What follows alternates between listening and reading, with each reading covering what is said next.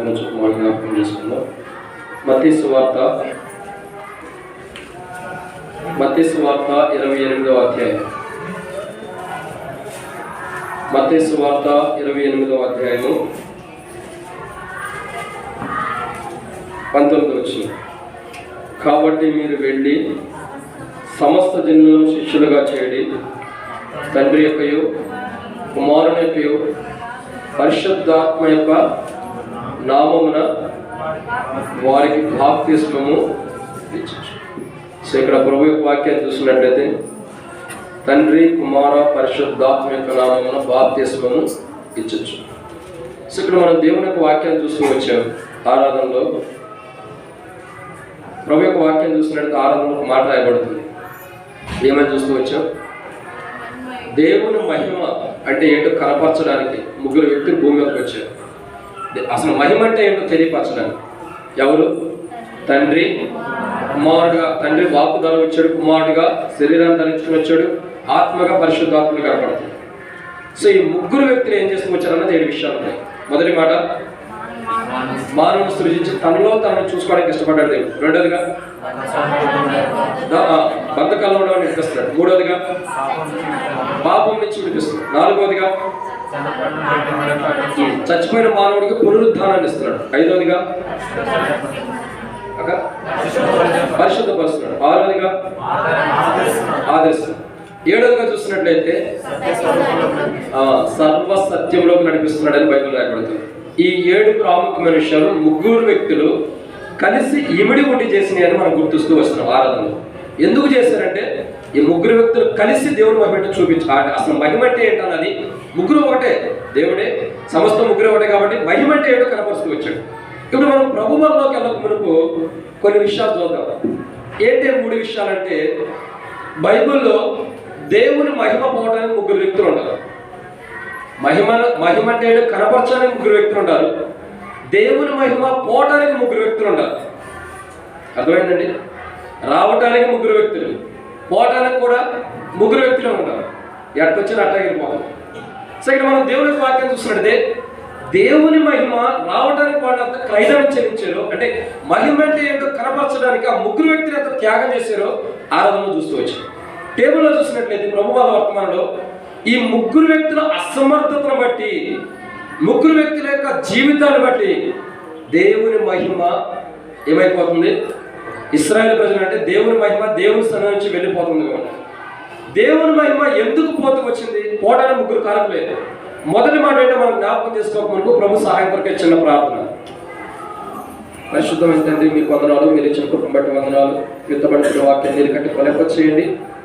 అలాగే తండ్రి ప్రభు వాక్య జ్ఞాపకం చేసుకోండి. నిలబడేవాడిని నేను నిలబెట్టేది మీరు, మాట్లాడేవాడిని నేను మాట్లాడించేది మీరు, బలాత్మను ఆత్మను అభిషేకించేది మీరు. ప్రజలు మీ వారి వాక్యం మీద నిష్ప్రయోజకమైన ఉన్నప్పుడు దాసుడు యజమానుల వైపు, దాసులను యజమానుల వైపు చూస్తున్నాడు. బాబుల్ని మీ వైపు వీక్షిస్తాను. మీరే సహాయం గురించి మైపడి మాతో మాట్లాడమని, మీ ఉద్దేశాలు, మీ తలపులు మా పట్ల అవుతుండే నెరవేర్చి మీరు మైపన్నారు. ముందున్న సమేత దీవించమని, ఈ వాక్యం ద్వారా మీరు నడిపింపు మీ సహాయం, బాలైన బలహీనతల విధేయతలను క్షమించమని యేసుక్రీస్తు నామమున విశ్వాసంతో ప్రార్థిస్తున్నాం తండ్రి. ప్రభు యొక్క వాక్యాన్ని చూసినట్లయితే ముగ్గురు వ్యక్తులు బైబిల్లో మనకు కనబడుతున్నారు. ఎందుకు? దేవుని మహిమ పోవటానికి ముగ్గురు వ్యక్తులు ఉన్నారు బైబిల్. సో మొదటి 2 వ్యక్తులు, ముగ్గురు వ్యక్తులు కలిసి ఉంటుంది మన వర్తమానంలో. ఆ ముగ్గురు వ్యక్తుల యొక్క జీవితాలు మనం చూసినట్టే రండి. మొదటి మాట చూస్తే మొదటి సమూయేలు గ్రంథం 2వ అధ్యాయం 25వ వచనం.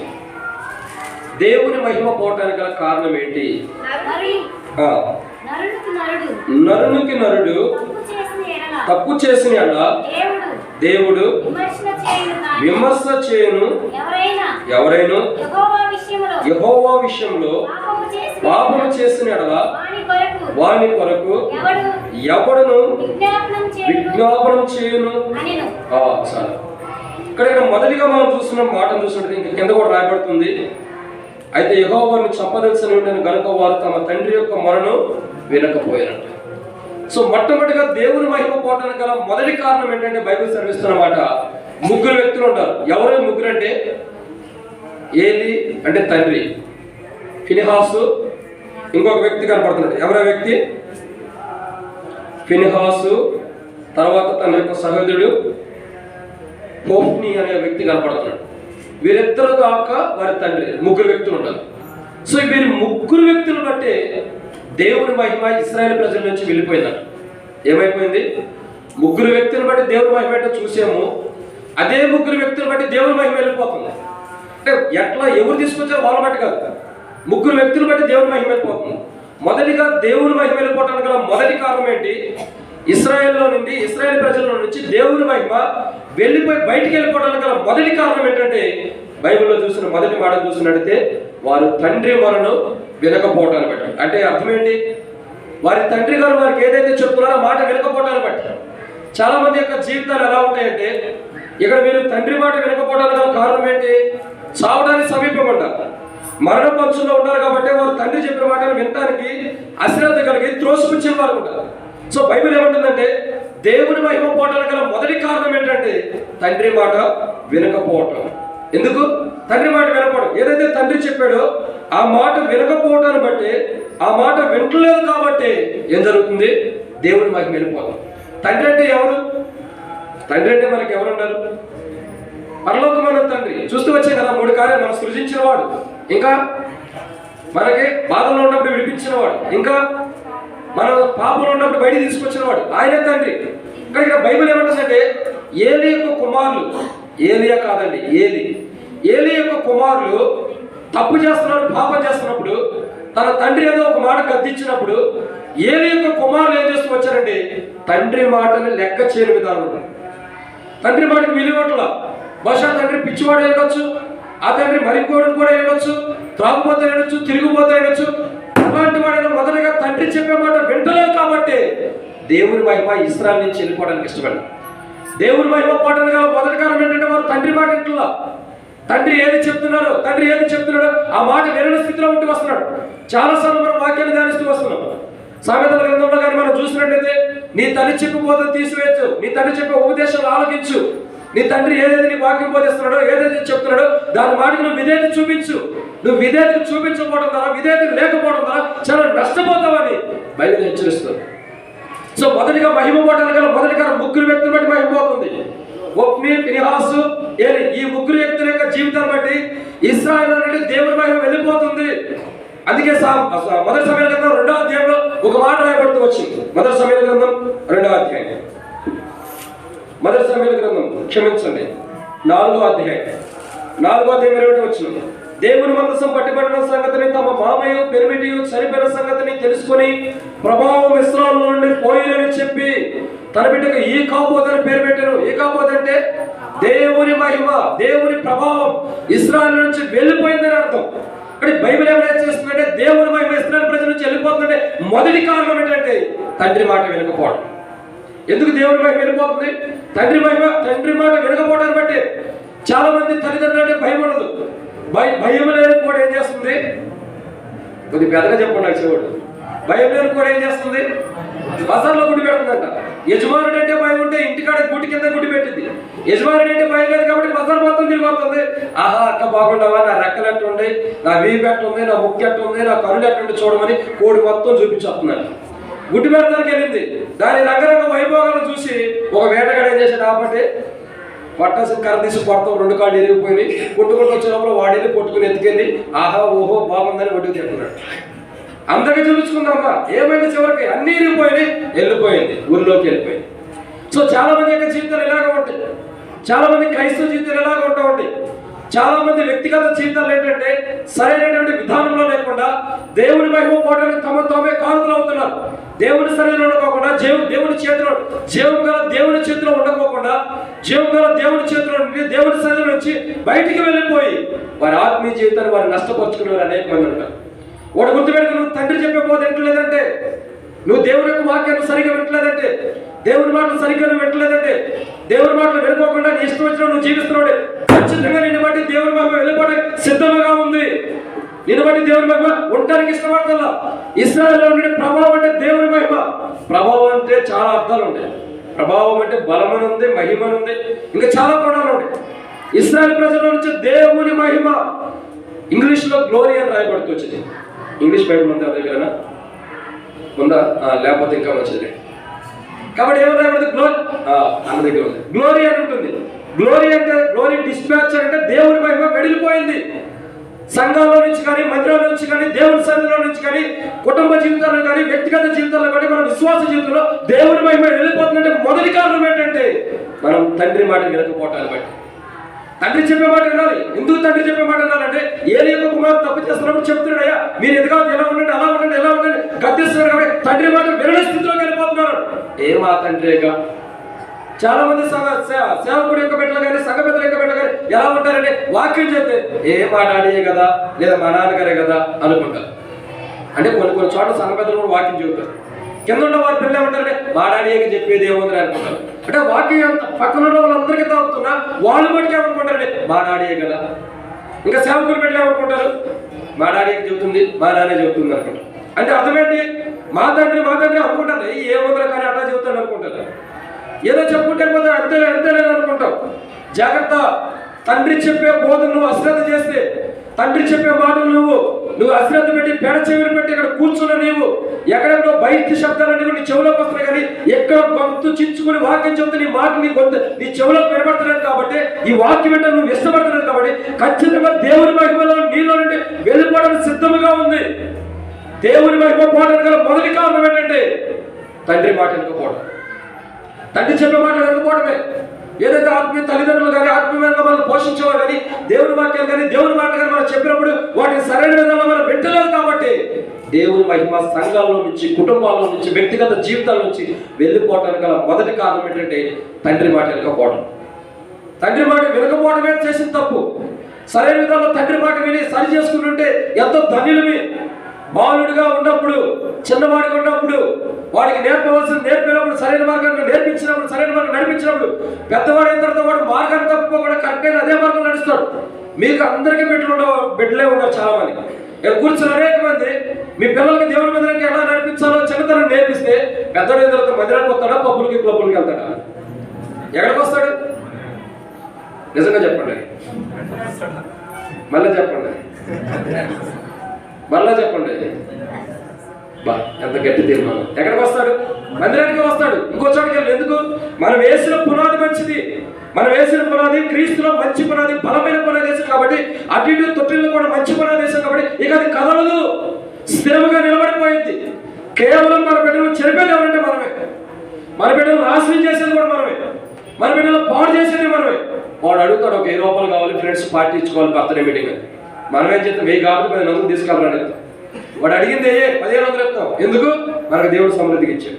ఎప్పుడు ఇచ్చారా? కట్ట ఇచ్చారా? నువ్వు అసలే ఇవ్వలే. ఎప్పుడు ఎవరు మా బాబు పట్టకుండా ఆ కట్టకుండా. కొంతమంది అలా ఉంటారు. కాబట్టి ఏంటంటే ఎక్కువ బిడ్డలకు ఇచ్చి నాశనం చేసేవారు ఉంటారు. వాళ్ళకి చెప్పాల్సిన రీతిలో చెప్పిన వాక్యం, అయ్యా ఇది తప్పు, ఫ్రెండ్స్ తో తిరగకూడదు, నీ బర్త్డే వస్తే మందిరానికి వెళ్ళి మందిరంలో ప్రార్థన చేసుకో, లేదా సేవకు నుండి ప్రార్థన చేయించుకో, దేవుని సన్నిధిలో గడిపాను, ప్రార్థనలు గడుపు, ఆరాధన గడుపు, దేవుని స్తుతించి, దేవుడికి ఇచ్చిన ఆశ పడి దేవుని మందిరంలో గడపడి ఒక్క తల్లిదండ్రులు కూడా ఈ మాట చెప్పాలి. బహుశా చెప్పిన వారంటే మీకు హస్త పైకెత్తాను, మీకు మంచి గిఫ్ట్ ఇస్తాను. ఎవరూ లేరు. ఎందుకంటే మన బిడ్డలకి ఎవరో ఒకరు కనపడుతున్నారు. ఎందుకు? ఖచ్చితంగా మన బిడ్డలకు మనం అది నేర్పించలేని స్థితిలో ఉన్నాం. మనమే దేవుని మందిరానికి రావడం కష్టమైతే, మనమే సేవకుడు చెప్పిన వాక్యం కానీ, సంఘంలో చెప్పే వాక్యం మనమే వినడానికి కష్టమైతే మన బిడ్డలకు మనమే నేర్పిస్తాం. అప్పుడు ఎట్టుంది తెలుసా? పిల్లలు వచ్చి తల్లిని ఎక్కిరించినట్టుంది. దాన్ని పిల్లల్ని ఏం చేస్తుంది? తల్లిని ఎక్కిరిస్తుందంట. అంటే అర్థమేంటి? పిల్లలు వచ్చి నేర్చుకుని తల్లిదండ్రులు ఎక్కిరిస్తున్నారు. మన జీవితాలు అలా ఉన్నాయి. మన పిల్లలకు నేర్పాల్సింది పోయి వాళ్ళు మనకు నేర్పే స్థితిలో మనం ఉన్నాం. అంటే ఎంత దిగజారిపోయి ఉన్నామో. అలాంటి స్థితిలో ఉండి ప్రభు వల్ల పాల్గొనడానికి సిద్ధపడితే ఖచ్చితంగా నీకు తీర్పు అనేది మనకి సిద్ధంగా ఉంది నీ పక్కనే. నువ్వు ఏదైతే తండ్రి నీకు బోధిస్తున్నాడో, ఏదైతే తండ్రి చెప్తున్నాడో, దేవుని యొక్క వాక్యం ఏదైతే నీకు పాటించబడుతుందో ఆ మాటకు అవిధేయత చూపించి విధేయత లేకుండా అవిధేయలే దేవుని మాటను వింటలేదు కాబట్టి ఖచ్చితంగా నీకు తీర్పు అనేది సిద్ధంగా ఉంది. ఎందుకు తెలుసా? నువ్వు దేవుని మాటను తండ్రి మాటను వినకపోవటాన్ని బట్టి నీలో నుండి దేవుని మహిమ వెళ్ళిపోతుంది. దేవుని యొక్క ప్రభావం, దేవుని యొక్క మహిమ ఇశ్రాయేలు ప్రజల నుంచి వెళ్ళిపోవడానికి గల మొదటి కారణం ఏంటంటే వాళ్ళు తండ్రి మాట విన్నా. తండ్రి మాట వింటే, తండ్రి మాటకు లోబడి, తండ్రి మాటకు విధేయత చూపిస్తే ఖచ్చితంగా దేవుని ప్రజల్లో ఇశ్రాయేలు దేవుని యొక్క మహిమ నిలిచి ఉండేది. దేవుని మహిమ వెళ్ళిపోవడానికి గల మొదటి కారణం ఏంటంటే తండ్రి మాట విన్నా. ప్రభు వల్ల పాల్గొనే నీవు. దేవుని మహిమ పోవడానికి 3 వ్యక్తులు ఉంటారు. ఏలి, ఒప్ని, ఫినిహాస్. బహుశా ఈ ముగ్గురు కల మొదటి కారణం ఏంటంటే తండ్రి మాట వినే గుణం లేదు. తండ్రి మాట వినే గుణం లేదు. ఇక్కడ కూర్చున్న వాళ్ళు ఎవరైనా సరే, ఇంక్లూడింగ్ నాతో కూడా, మనలో ఎవరైనా సరే, మన ఆత్మీయమైన తల్లిదండ్రులు కానీ లేదా మన భౌతికంగా మన తల్లిదండ్రులు కానీ చెప్పే మాటలు మనం వినే స్థితిలో మనం లేవంటే, నువ్వు రక్షణ పొందినా, బాప్తిసం పొందినా, బాప్తిసం పొందినా, నీలో దేవుని మహిమ అయితే లేదు. ఎందుకు తెలుసా? నిర్గమకాండంలో ప్రభు ఒక వాగ్దానం ఇస్తాడు. ఏమని ఒకటి ఆజ్ఞిస్తాడు, ఏమని? నీ తల్లిదండ్రుల్ని ఇష్టం వచ్చినట్టుగా తాగి తిని ఇష్టం వచ్చినట్టు కొట్టిపడే ఇటు కావద్దంట అని అంటున్నాడా? కర్రవాడు తీసుకుని చెరిచే అని చెప్తున్నాడా? మంచి కర్రవాడు తీసుకో, ఎరపడం దెబ్బేసి తిరిగేది కాదు. ఎంతసేపు కొట్టినా ఎరగని కర్రవాడు తీసుకో. ఒక కానిస్టేబుల్ దగ్గరికి వెళ్తే మంచిది దొరికింది, అదైతే ఎన్నిసార్లు కొట్టిన ఎరగదు. అట్లాంటి తీసుకొని కొట్టు అంటున్నాడా? ఏమంటున్నాడు? నీ తల్లిదండ్రుల్ని సన్మానించాలి. నీ తండ్రి చెప్పే మాట విన్నప్పుడైతే తల్లిదండ్రులు సన్మానించగలుగుతావు. నీ తండ్రి చెప్పే మాట నువ్వు విన్నప్పుడు ఇంకేం సన్మానిస్తావు? కనబడిన ఈ తండ్రినే నువ్వు ప్రేమించినప్పుడు, కనబడిన ఈ తండ్రినే నువ్వు ప్రేమగా చూసుకున్నప్పుడు, కనబడిన ఈ తండ్రినే నువ్వు ప్రేమగా పూజించినప్పుడు, కనబడిన దేవునికి ఎలా పూజిస్తున్నావు నమ్మకం అర్థం కావట్లా. ఒక్క గంట మీతో మాట్లాడితే మీరు ఎలాంటి వాళ్ళు, నేను ఎలాంటి వాళ్ళు అందరికీ తెలిసిపోయింది. ఒక గంటే పొరదిన లేవు చెప్పారు. 6 నెలలు వీడు ఆడు సవాసం చేస్తే వాడు ఈడొస్తాడు, ఈడు ఆడుతాడంట. ఈ దినాలు అయ్యే అవసరం 6 నిమిషాలు చెప్తే చాలు, మొత్తం మారిపోతుంది. తండ్రి చెప్పే బోధ అవసరం. ఇక్కడ కూర్చున్న మన జీవితాల్లో పరలోక తండ్రి చెప్పే మాటలు మనం వినని స్థితిలో ఉంటే మనలో దేవుని మహిమ వెళ్ళిపోయింది. దేవుని మహిమ పోగొట్టుకున్న మనం ప్రభు వల్ల పాల్గొంటే తిరిగి వస్తాం. రెండవగా మహిమ పోవడానికి రెండవ కారణం ఏంటి? రండి దేవుని యొక్క వాక్యం వచ్చి మరొక మాట చూద్దాం. మొదటి సమయాల గ్రంథం 2వ అధ్యాయం 22 వచ్చిన. మొదటి సమయాల గ్రంథం 2వ అధ్యాయం 22 వచ్చిన. ఏలీ బహు వృద్ధుడాయెను.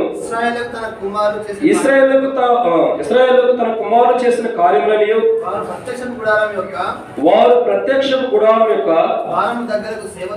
ద్వారం దగ్గర సేవ చేయుటకు వచ్చిన స్త్రీలతో సేవించిన మాట చెవిని పడక వారిని పిలిచి ఎట్లా నేను ఏమన్నాడు? ఏందయ్యా మీరు చేసే పని? నా చెవిని పడింది, ఇది కరెక్టేనా? ఇది చేయొచ్చా? సహజంగా జనరల్ గా కనిపిస్తున్నాడు అంతే. ఇది చేయొచ్చా? ఇది అసలు కరెక్టేనా? దేవుని మందిరానికి వచ్చే స్త్రీలతో కానీ, దేవుని మందిరంలో స్త్రీలతో కానీ ఎందుకు మీరు వ్యభిచారం చేస్తున్నారు? ఎందుకు పాపం చేస్తున్నారు? ఇది కరెక్టేనా? అసలు చేయొచ్చా? ఇది చాలా తప్పు కదా, మీరు ఎందుకు చేస్తున్నారు? సరే చేస్తే చేశాను, వదిలేయండి అని చెప్పి లైట్ తీసుకున్నాడు. దేవుడు లైట్ తీసుకున్నాడు, ఈయన లైట్గా తీసుకున్నాడు. దేవుడు ఫుల్గా తీసుకోవడానికి ఇష్టపడ్డాడు. దేవుని మహిమ పోవడానికి గల రెండో కారణం ఏంటంటే, ఇక్కడ బైబిల్లో చూస్తున్నాడు, రెండో మాట చూస్తున్నాడు, దేవుని మహిమ లేదు వారిలో. దేవుడు ఏదో చెప్తున్నాడు, దేవుని మాటలు ఎలా ఉన్నాయి, దేవుడు వాక్యంగా మాట్లాడుతున్నాడు. ఒకరు రాబోతుంది, భయంకరమైన దినాలు రాబోతున్నాయి, మనం కష్టపడిపోతున్నాం, బాధలు ఉంటాయి, వేదనలు ఉంటాయి, కష్టాలు ఉండబోతున్నాయి. వీటన్నింటిలో మనం సరి చేసుకోవాలి. దేవుని భయం లేదు. ప్రజలు ఏంటంటే నేను దినాల్లో సరి చేసుకోవాలని అనుభవం లేకుండా దేవుని భయం లేని జీవితాన్ని ప్రజలు గడుపుతున్నారు. చాలా మంది కుటుంబ జీవితంలో, చాలా మంది గృహాల్లో, చాలా మంది వ్యక్తిగత జీవితంలో దేవుని భయం లేదు. దేవుని భయం లేనివాడు దేవుని మందిరంలో ప్రభు శరీరంలో పాల్గొనడానికి అనర్హుడు. యెహోవా యందు భయభక్తులు కలిగినవారు ఏం చేయబడతారు? కొనియాడబడతారు. యెహోవా యందు భయభక్తులు కలిగిన వారు కొనియాడబడతారు. సో మన జీవితంలో మనం దేవుని యందు భయభక్తులు లేకపోతే దేవునితో కొనుక్కోబడే అనుభవం మనకు లేదు. దేవుని యందు భయం లేకపోతే, దేవుడు అంటే భయం లేనప్పుడు దేవుడిని ఏదైతే నివసించడానికి ఇష్టపడతారు. దేవుని మహిమ పడడానికి గల రెండో కారణం ఏంటంటే, వారు భయపడుతున్నారు దేవునికి. దేవునికి భయపడే జీవితం వారిలో లేదు. బయట ఉన్న మనుషుడు భయపడుతున్నాడు, బయట ఉన్న మానవుడికి భయపడుతున్నాడు, కానీ దేవునికి భయపడుతున్న మానవుడి జీవితం. కాబట్టి దేవుడు వారిలో నుండి వెళ్ళిపోవడానికి ఇష్టపడ్డాడు. ఏ కాబోదరకు దేవుని మహిమ వెళ్ళిపోతుంది ఇశ్రాయేలు ప్రజల నుండి. కారణం ఏంటంటే, రెండోదిగా దేవుడు అంటే భయం లేదు ఇశ్రాయేలు ప్రజలకి, లేదా అక్కడ ఉన్నటువంటి ఏలీ కుమారుడికి భయం లేదు. కాబట్టి దేవుడు అంటే భయం లేనప్పుడు దేవుడు కూడా వారి దగ్గర ఉండడానికి ఇష్టపడ్డాడు. దేవుని మహిమ వెళ్ళిపోవడానికి సిద్ధంగా ఉంది. మొదటిగా భయం లేని జీవితాన్ని మనం ఎప్పుడైతే జీవిస్తామో చాలా మంది బలలో పాల్గొంటారు, పెద్ద పెద్ద తప్పులు చేసి వస్తారు, పెద్ద పెద్ద పాపాలు చేసి వస్తారు. మన దగ్గరికి వచ్చేమో పరిశుద్ధులు కూడా చేయెత్తి బలలో పాల్గొంటారు. వాటికైతే ఒప్పుకోరు, మళ్ళీ బయటికి వెళ్ళి అదే చేస్తూ ఉంటారు. ఉపయోగం ఏముంది? నువ్వు ఎక్కడున్నా నీతో దేవుడు ఉండడంలో భయం నీలో లేనప్పుడు ఇక నీ జీవితం అంతా అంతే. ఇంత చెప్పండి, భయం లేని కూడా బజార్లో ఉంటుందంటే నీకు దేవుడు అంటే భయం లేదు కాబట్టి నువ్వు అటు తిరిగి వస్తున్నావు. నువ్వు ఏ పని చేసినా, ఎక్కడేం చేసినా, ఎక్కడే మాట పడ్డా, ఏదైనా దేవుడి భయం నీలో ఉంటే దేవుడు నీతో ఉండాలని తెలుసుకుని పొదుమొత్తంగా కావాల్సిన విధానంలో కావాల్సిన పరిణామాలు బట్టి జీవించేవాడు బట్టి కాదు. నీ జీవితంలో అంతా కూడా ఓడలు ఒక మర్రి చెట్టు ఓడలాగా వెళ్ళిపోతున్నట్టు అర్థం ఏంటి? నీలో కట్టుబాటు లేదు, సరైన విధానం లేదు, ఆత్మీయమైన పునాది నీలో పడలేదు కాబట్టి నీ ఓడలని అట్ట కాబట్టి అట్ట వెళ్ళిపోవాలి, ప్రయోజనం లేదు. బైబిల్ ఏమంటుందంటే దేవుడికి భయపడే ప్రాముఖ్యమైన విషయం కావాలి. దేవుడికి భయపడితేనే మనకు దేవుడు ఆశీర్వాదాలు ఇస్తాడు. మనం దేవుడికి భయపడినప్పుడు అసలు ఈ శరీరం అంటే ఏంటో, ఈ రక్తం అంటే ఏంటో తెలియకోకుండా యథాస్థితిగా వల్ల పాల్గొంటే ఇంకా నీకేం తెలిసింది? ఆయన నిజమైన వాడు, పాపుల కొరకు ప్రాణం పెట్టాడు, దహించు అగ్ని ఉన్నాడు, భయంకరమైన దేవుడు, సైన్యములకు అధిపతి యెహోవా అని పేరు ఉంది, యుద్ధశూరుడు అని ఉంది, బలశూరుడు అని ఉంది, సైన్యాధిపతి అని ఉంది, సమస్త పేర్లు కలిగిన దేవుడు ఆయన. ఎంత గొప్పవాడైనా, యుద్ధశూరుడు, బలశూరుడు, సైన్యములకు అధిపతి యెహోవా, ఇంకా దహించు అగ్ని ఉన్నాడు, ఎన్ని ఘనతల ప్రాధాన్యతలు పొందినవాడు ఉంటున్నాడు. ఎంత ఘనత పొందిన దేవుని దగ్గర నువ్వు భయం లేని జీవితాన్ని జీవిస్తున్నావు అంటే నీ బ్రతికే భయంతో. దేవుని భయం ఇశ్రాయేలు ప్రజల నుంచి పోవడానికి గల రెండో కారణం ఏంటంటే భయం లేని జీవితం. ఇశ్రాయేలు అక్కడ ముగ్గురు వ్యక్తులు జీవిస్తున్నారు. ఏదే కానీ తన ఇద్దరు కుమారులు కానీ ముగ్గురు కూడా దేవుడు అంటే భయం లేని జీవితాన్ని జీవిస్తున్నారు. ఎక్కడున్నారు వాళ్ళు? వాళ్ళు ఎక్కడ ఉంటారు? దేవుని సన్నిధిలో ఉంటారు, దేవుని మందిరంలో ఉంటారు, దేవుని సన్నిధిలో ఉంటారు, దేవుని మందిరం నివసిస్తూనే ఉంటారు. దేవుని సన్నిధిలో ఉండి దేవుని మందిరంలో ఉండి కూడా దేవుని యొక్క ప్రత్యక్షమైన స్థలంలో, దేవుడు కోరుకున్న స్థలంలో, దేవుడు ఏర్పరచుకున్న స్థలంలో, దేవుని మహిమ దిగి వచ్చిన స్థలంలో ఉండి కూడా వాడు ఏం చేస్తున్నారు? దేవుడు అంటే భయం లేని వరకు.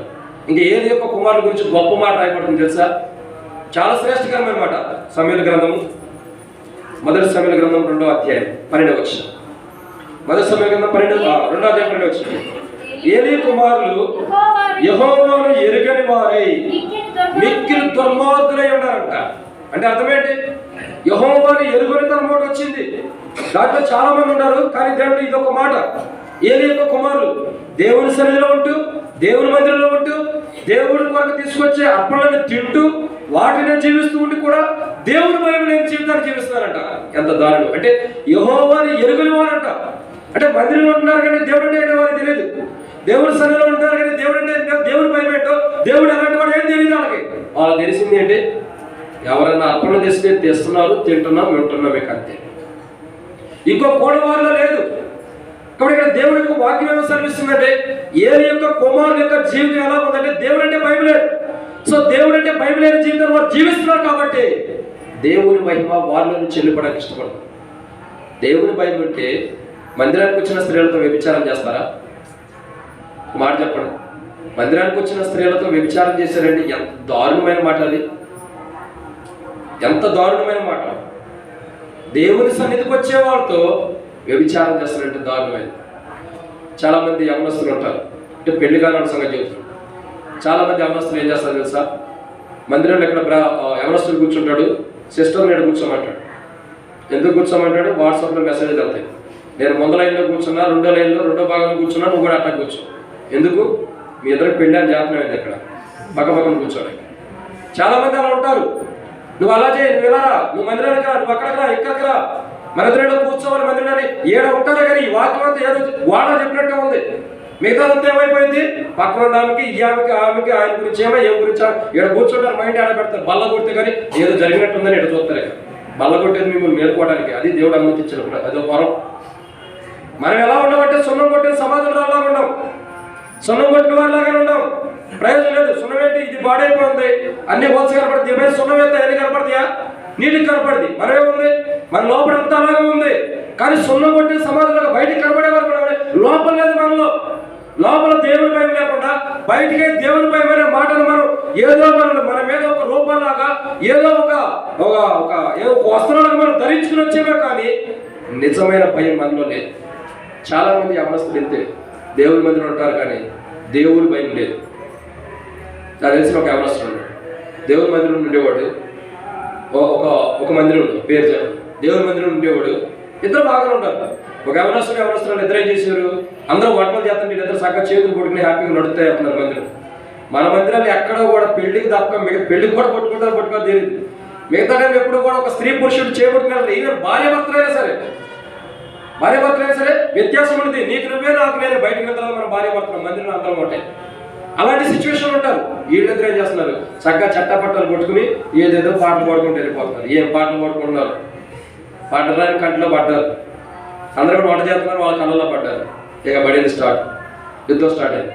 వాడు మందిరానికి రాలా, ఏమో మందిరానికి రాకుండా ఆగేసాడు. ఏమైపోయింది? కొన్ని దినాలకి ఏమేమో లవ్ చేసి వేరే ఆత్మ పెళ్లి చేసుకుంది, ఆయన ఇంకో పని ఇంకో చేసేసుకున్నాడు. దేవుని మందిరం అంటే భయం లేని జీవితం ప్రజల్లో వచ్చేసింది. దేవుని మందిరం అంటే భయం లేదు. భయం లేని రీతిలో స్త్రీలతో సావాసం కలిగింది. ఇప్పుడు ప్రతి మనిషికి స్త్రీ ఎవరో తెలుసా? ఎవరు? ప్రతి మనిషికి స్త్రీ ఎవరు? ఫోనే. ఫోనే అందరికి స్త్రీలు అయిపోయింది. భార్యనే ఫోన్, భార్యనే విడిచిపెడతారు కానీ ఫోన్ విడిచిపెడతారు నేను తినాలి. ఎక్కడైనా ఊరికి వెళ్తే భార్యనైనా మర్చిపోతారేమో, బస్ స్టాండ్లో ఫోన్ కొట్టి మర్చిపోరు. మర్చిపోతే భార్య పుట్టింటికి వెళ్ళిపోతే సంతోషంగా ఉంటారు. ఫోన్ పోయింది అనుకో, ఇక ఎంత బాధపడుతూ ఉంటారో. ఏమైపోతే 4-5 రోజులు కూడా అనలేరు. ఎందుకు? దాంట్లో ఏవేవో వీడియోస్ ఉంటాయి, తీసుకున్నాయన్నీ, ఏవేవో ఫోన్ నెంబర్లు ఉంటాయి, ఎన్ని ఉంటాయో. చాలా మందికి భార్యలు ఎవరంటే ఫోన్లే. వీళ్ళంతా ఏదో నామకే వస్తే శరీరంలో రుచుకుంటారు అంతే. ఈడ కూర్చొని కూడా కొంతమంది అదే ఫోన్లో చూసుకుంటూ ఉంటారు. భార్య ఇక్కడే ఒక భార్య కలిగి ఉంటారు. ఏమంటే రేపు పొద్దున్న నీకు ఫోన్కే పెళ్లి చేయాలి. అంతే మానవుడికి జీవితం, భయం లేని జీవితం. ఎప్పుడైతే భయభక్తులు నీలో ఉండవో, నీలో భయం లేకుండా ఇక్కడ నీ ఇష్టానుసారంగా జీవిస్తూ నీకు ఇష్టమైన జీవితం నువ్వు కలిగి ఇక్కడ దేవుడి సన్నిధిలో జీవిస్తూ వస్తావో, ఖచ్చితంగా నీకు ఒక తీర్పు అనేది ఒకటి ఉంది. ఇక్కడ ఎవరు ఏమట్లేదు అనుకున్నావేమో, సేవకుడు ఏమట్లేదు, సంఘపతులు ఏమట్లేదు, ఎవరు మమ్మల్ని ఏమట్లేదు, ఎవరు ఏమట్లేదు అనుకున్నావేమో, ఒక దినాల తీర్పు అనేది ఉంది ఖచ్చితంగా. నువ్వు ఇక్కడ కూర్చుని ఏం చేస్తున్నావో, కూర్చుని ఏది నొక్కుతున్నావో, ఏం చేస్తున్నావో ప్రతి దానికి దేవుడికి లెక్క చెప్పాలి. ఎందుకు? దేవుడు అంటే భయం లేకుండా నువ్వు జీవిస్తున్నావు. బైబిల్ అంటది కదా, దేవుని మహిమ పోవడానికి గల రెండో కారణం ఏంటంటే భయం లేని జీవితాన్ని బట్టి. సో మనం దేవునికి భయపడితే మనలో దేవుని మహిమ ఉండదు. మనం దేవునికి భయపడిపోతే మనలో దేవుని మహిమ ఉండదు. మనలో ఉందా లేదా పరీక్షించుకుందాం. నువ్వు ఎక్కడ ఉందా, ఏ మాట మాట్లాడుతున్నా, ఏం చేస్తున్నా ఇప్పుడు గుర్తుపెట్టుకో. ఖచ్చితంగా నీలో ప్రభు ఉంటాడు. నీ పక్కన కాదు, నీలోనే ఉంటాడు. పౌలు అంటాడు, నాలో క్రీస్తు నివసిస్తున్నాడు, నివసిస్తున్నాడు. పౌలునే కాదు, రక్షణ మార్గం బాప్తిసం పొందిన ప్రతి వ్యక్తిలో క్రీస్తు నివసిస్తున్నాడు. కానీ మనకు కనపడ్డ మన దేహాల్లోనే నివసిస్తాడు. మనలో ఉన్న ప్రభువును ఒకసారి పరీక్షించుకో. నీలో ఉన్న ప్రభువుకు నువ్వు భయపడుతున్నావా? సేవకుడికి ఎటు భయపడవు. సంఘ పెద్దలంటే అసలే భయం ఉండదు, వదిలే ఆ సంగతి. కనీసం నీలో ఉన్న దేవుడి కన్నా భయపడుతున్నావా? లేదు. నీలో ఉన్న దేవుడికి నువ్వు భయపడినప్పుడు ఆయన దేవుళ్ళు పాల్గొనడానికి కూడా యోగ్యుడికి కావు. స్పష్టంగా బైబిల్ అంటుంది, నువ్వు పాల్గొనడానికి యోగ్యుడికి కావు. పాల్గొనవు, తీర్పులోకి వస్తావు. మూడో మాట చూడండి, దేవుని మహిమ పడడానికి గల మూడో. మొదటి సమయాల గ్రంథం 4:4 మొదటి సమయాల గ్రంథం 4:4. కాబట్టి జనులు షిలోహునకును కొందరిని పంపి అక్కడి నుండి కెరూబుల మధ్య ఆసీనుడయుండు సైన్యములకు అధిపతి యెహోవా నిబంధన మందసమును తెప్పించిరి. సో ఇక్కడ మూడో మాట మనం జాగ్రత్త చూసినట్టయితే మొదటి సమయాల గ్రంథం 4:4. సో ఇక్కడ మనం చూస్తున్న మూడో మాట మనం జాగ్రత్త చూసినట్టయితే దేవుని మహిమ వెళ్ళిపోవడానికి గల మూడో కారణం ఏంటంటే ఏంటి? మందస్సాన్ని తీసుకొచ్చారండి. ఏం తీసుకొచ్చారు? మందస్సము తీసుకురావడానికి కారణం ఏంటంటే అక్కడ యుద్ధం చేస్తున్నారు. యుద్ధం చేసేటప్పుడు మందస్సాన్ని ముందర పెట్టుకుని మనం యుద్ధం చేసి గెలుద్దామని తీసుకొచ్చారు. ఎవరు తీసుకొచ్చారు?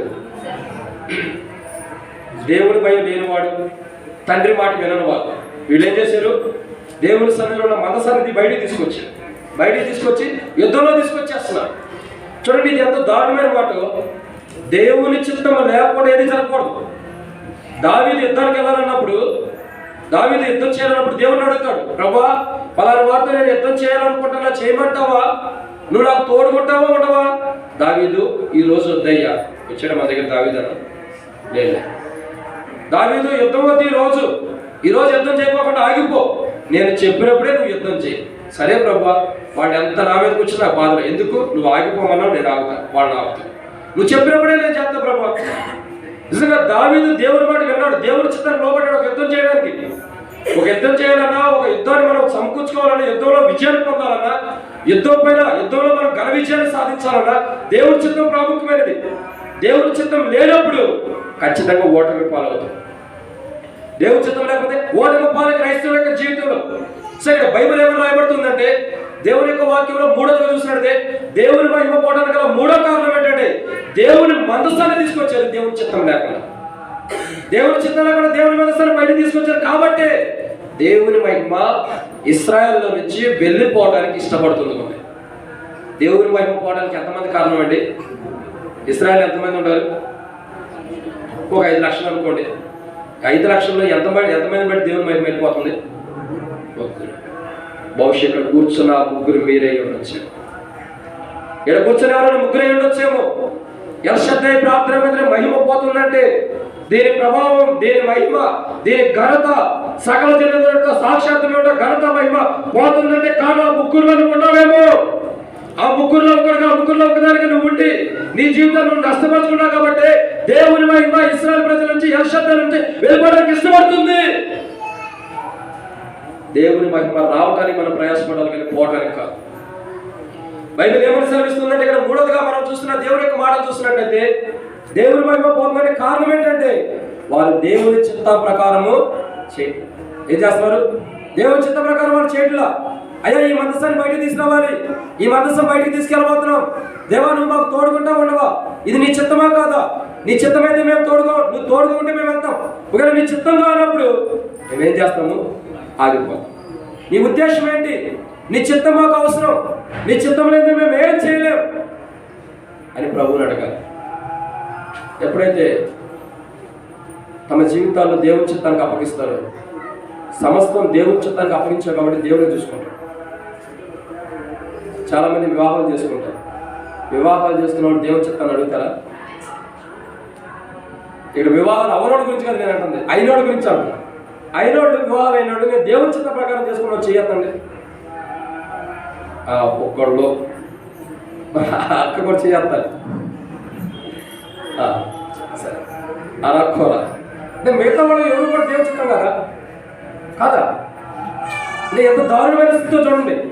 దేవుని చిత్తానుసారంగా వివాహం చేసుకుంటే ప్రార్థనాపూర్వకం కానీ వివాహమే కాదు, ఇంకో పైన ఏదైనా వర్క్ చేసుకోవాలన్నా, మనం ఏదైనా బిజినెస్ స్టార్ట్ చేయాలన్నా, ఇంకేదైనా పని చేసుకోవాలన్నా దేవుని చిత్తం ప్రాముఖ్యమైనది. ప్రభువుని అడగాలి, ప్రభు ఇది చేయమంటా వద్దా? ఇది నీ చిత్తమా కాదా? నీ చిత్తమైతే నేను చేస్తా, నీకు ఇష్టం లేకపోతే విడిచిపెట్టేస్తా. యేసు ప్రభు అంతటోడే నీ చిత్తం అంటే మనమెంతటోళ్ళం? మనమేమనుకుంటాం? యేసు ప్రభు కంటే మేము గొప్పవాళ్ళం, మాకు నీ చిత్తం అవసరం, మా చిత్తమే మేము చేసుకుంటాం, నువ్వు చూస్తా ఉంచాలంట దేవుడు. యేసు ప్రభు సైతమే దేవుని చిత్తానికి లోపడిన వారు ఉన్నాడు. ఇక్కడ వీళ్ళు దేవుని మనస్సాన్ని బయట తీసుకొస్తారంటే దేవుని చిత్తాన్ని కనుగొంటున్నా. ప్రభా ఇది నీ చిత్తమే కాదా? ఇది నీ ఉద్దేశమే కాదా? అసలు నీ చిత్తం ఏంటి?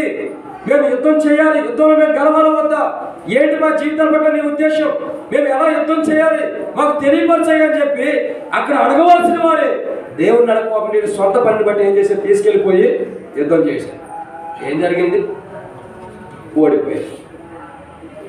దేవుని చిత్తం లేకపోతే ప్రతి మానవుడికి ఓటమి పాలే.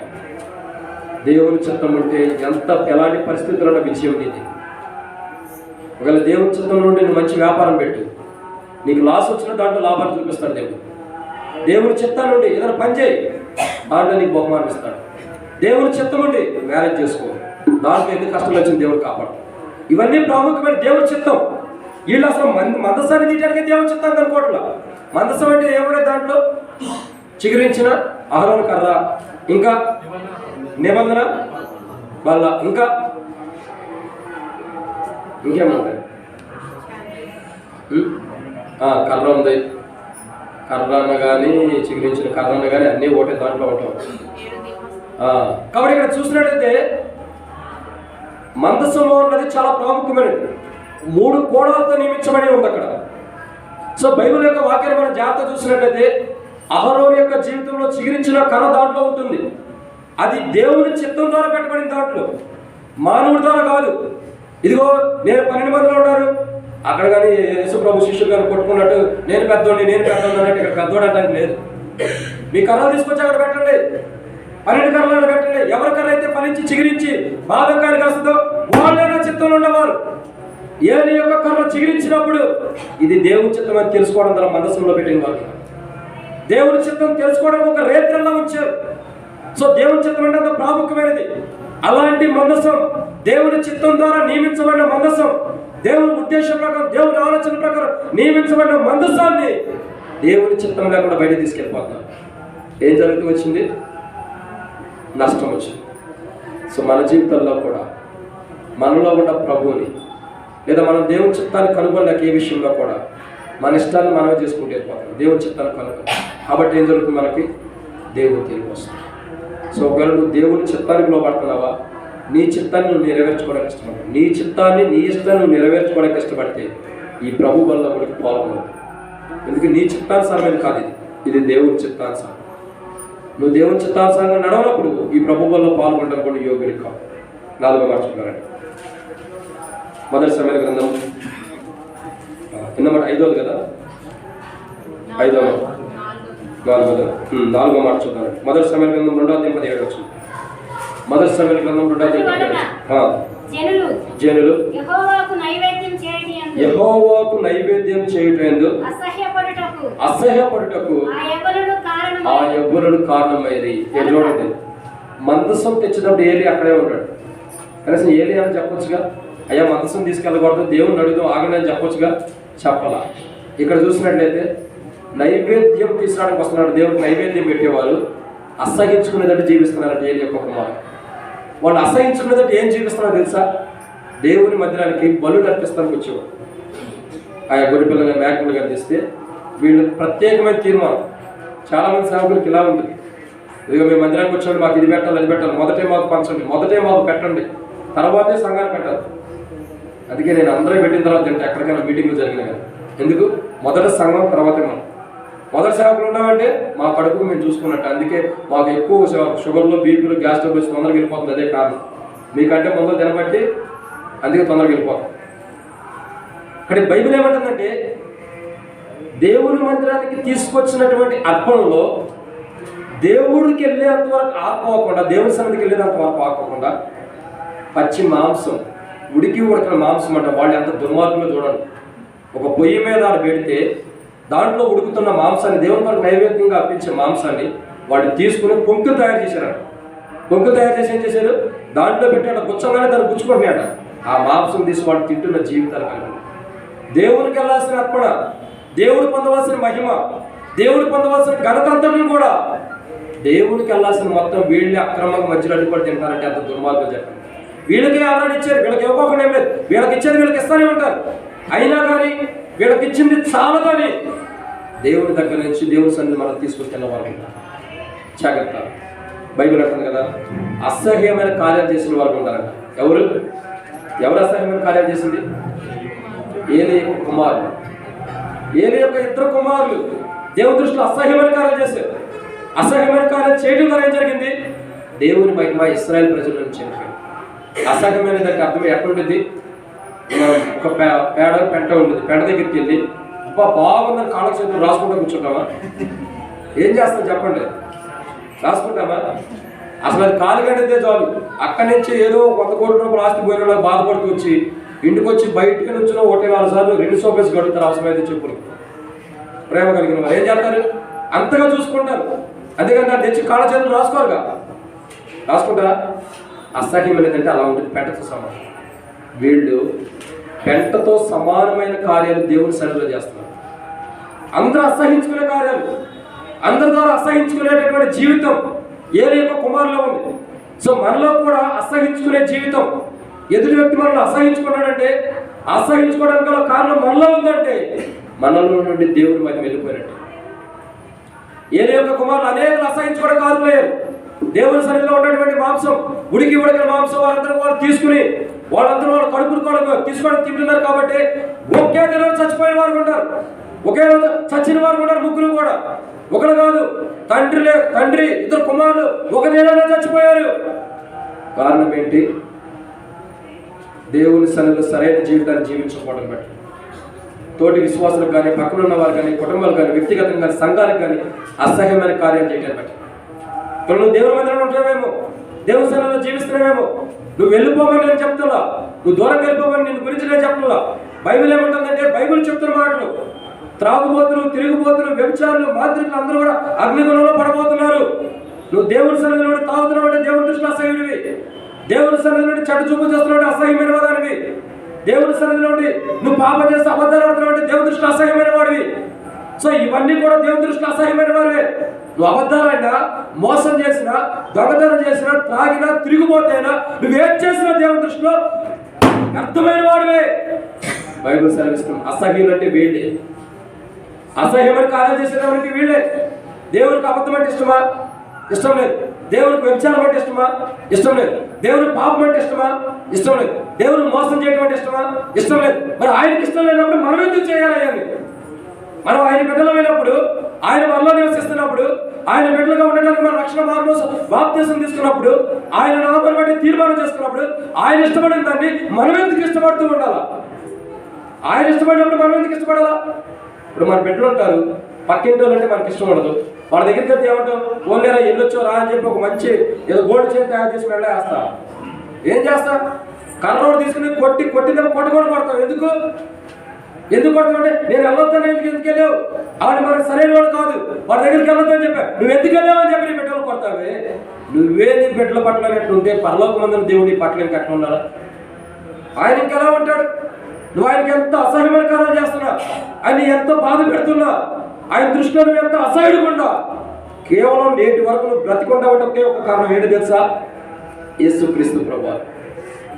నువ్వు అబద్ధాలు ఆడుతున్నావు, దొంగతనం చేస్తున్నావు, వ్యభిచారం చేస్తున్నావు, పాపం చేస్తున్నావు, ఇన్ని చేసిన నువ్వు బ్రతికుండావంటే కారణం ఏంటంటే కేవలం యేసు ప్రభువు.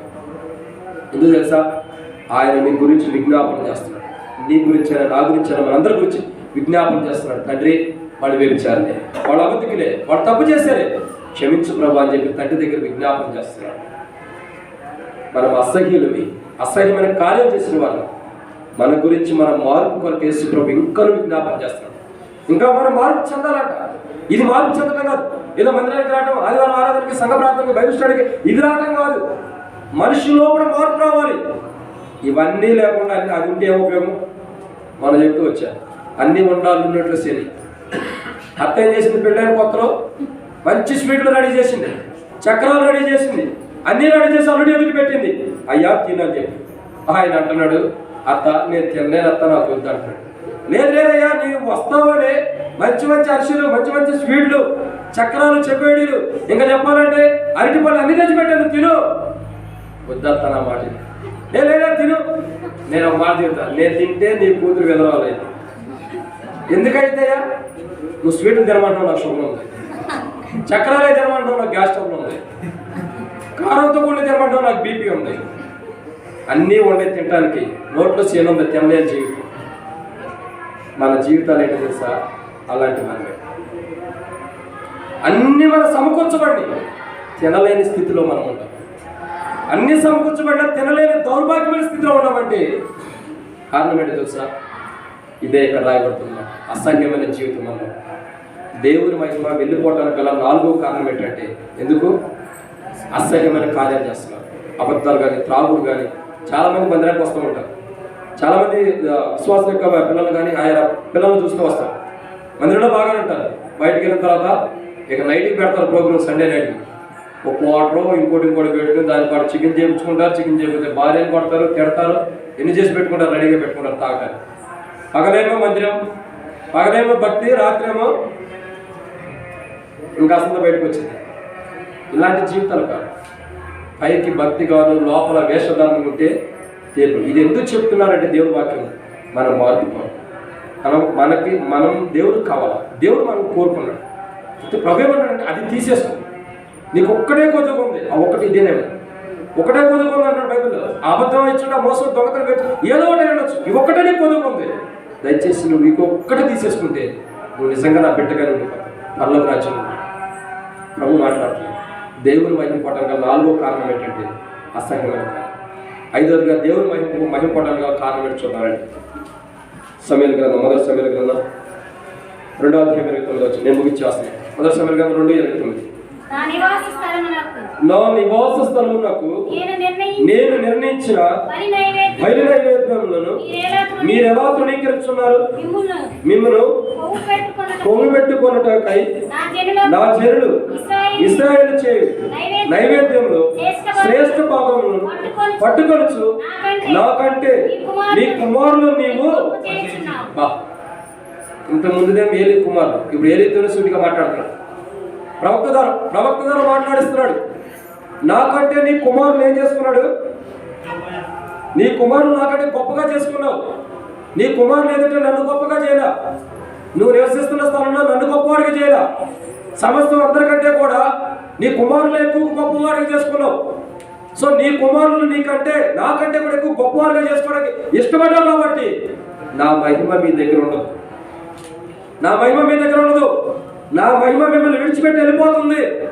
నా మహిమ మిమ్మల్ని విడిచిపెట్టి వెళ్ళిపోవడానికి గల కారణం ఏంటంటే నాకంటే కూడా నీ కుమారులు ఎక్కువగా చేసావు.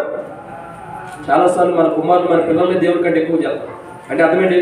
దేవుడిని ప్రేమించేది తక్కువ. 100 గ్రాముల రాయి మీద చూసారా? ఇటువరకు చెట్ట అని బట్ట అని ఉండేది, చిన్నది ఉండేది. అంత మనం దేవుడిని ప్రేమిస్తాం, అంత కూడా ప్రేమించండి, ఏదో చెప్పుకున్నాం. కానీ మన పిల్లల మీద 20 కేజీలు 100 కేజీలు అయినా సరే మన పిల్లల మీద ప్రేమ ఉండేది. దేవుడి మీద ఎంత ఉండేది? తోకానికి రానిది అంత ఉండేది. మన పిల్లల మీద అయితేనేమో ఎక్కువ ప్రేమ ఉండేది. కానీ బైబిల్ ఏమంటుందంటే 5వదిగా మనం తెలియపరుస్తున్న మాట, దేవుని యొక్క వాక్యాన్ని మనం జాగ్రత్త చూసినట్లయితే 5వదిగా దేవుని కంటే ఎక్కువగా మనం మన పిల్లల్ని ప్రేమిస్తున్నాం. దేవుని కంటే ఎక్కువగా ఎప్పుడైతే మన పిల్లలు మనం ప్రేమిస్తామో, ఇది వాస్తవం గుర్తుపెట్టుకొని మీరు అపార్థం అనుకోదు, శాపం కూడా అనుకోదు. దేవుని కంటే ఎక్కువగా మనం దేవుని ప్రేమించినా అది మనకు దూరం అయింది. నువ్వు జాబుని ప్రేమించు, దూరం అయితే ఖచ్చితంగా. భార్యను ప్రేమించు, దూరం అయింది. పిల్లలు ప్రేమించు, ఖచ్చితంగా దూరం అవుతుంది. దేవుని కంటే నువ్వు ఏది ఎక్కువగా ప్రేమించినా ఖచ్చితంగా దూరమే అవుతుంది. ఎందుకు? ప్రాధాన్యత మొదట దేవునికి ఉండాలి. నిన్ను సృష్టించిన సృష్టికర్తకి మొదటి ప్రాధాన్యత లేకుండా లోకంలో ఉన్న వారందరికీ ప్రాధాన్యత ఇస్తే ఉపయోగం. సో బైబిల్ ఏమంటుందంటే ఇక్కడ 5వ మాట చూస్తున్నట్టయితే దేవుని మహిమ ఇశ్రాయేలు ప్రజలు అంటే వెళ్ళిపోవడానికి 5వ కారణం ఏంటంటే దేవుని కంటే వారు గొప్పవారుగా చేసుకున్నారు. దేవుని కంటే వారందరికీ వారు గొప్పవారే. చాలా మంది ఉంటారు దేవుని వారికి ఏదో ఆరోగ్యాన్ని ఇస్తే ఎవడో తెలుసా? అది ఏముందక్క, ఏదో 1 లక్ష రూపాయలు ఖర్చు అయ్యి హాస్పిటల్కి వెళ్ళి బాగు చేసుకొని వచ్చారు అక్కడ. ఏదో ఇంకోటి కూడా జరిగిందనుకో, ఏముందక్క మీకు ఎంత ఖర్చు అయిందక్క, అంత ఖర్చు అయింది, ఎంత ఖర్చు పెట్టారు హాస్పిటల్లో, ఇక్కడ 6 ఖర్చు పెట్టారు, 7 ఖర్చు పెట్టారని చెప్పి ఒక్కళ్ళు కూడా దేవుడు బాగు చేశాడని చెప్పేదేంటి? నాకు ఇక్కడ 1 లక్ష రూపాయలు ఖర్చు అయ్యి, ఇక్కడ 10,000, ఇక్కడ 20,000 ఖర్చు అయ్యి అని చెప్తాను. అంటే అర్థమేంటి? మనకున్నదాన్ని మనం గొప్పగా చేసుకుంటున్నాం. దేవుడు నన్ను స్వస్థపరిచాడు, దేవుడు నాకు ఆరోగ్యాన్ని ఇచ్చాడు, దేవుడు నన్ను తిరిగి లేపాడు, దేవుడు నన్ను పరిపూర్ణమైన ఆరోగ్యవంతులు చేశాడని సాక్ష్యం ఇవ్వలేము మనం. ఆ సాక్ష్యం ఇవ్వాలంటే మొదట మనం తెలుసుకుని ఉండాలి. ఆ సాక్ష్యం ఇచ్చే జీవితం మనలో లేదు కాబట్టి మనల్ని మనం గొప్పవాడిగా చేసుకుంటాం. ఎప్పుడైతే దేవుని కంటే ఎక్కువగా నిన్ను నువ్వు గొప్పవాడిగా చేసుకుంటావో ఖచ్చితంగా ఇశ్రాయేలు ప్రజలు దేవుని మహిమ వెళ్ళిపోతారు. దేవుని మహిమ పెట్టడానికి గల 5వ కారణం ఏంటి?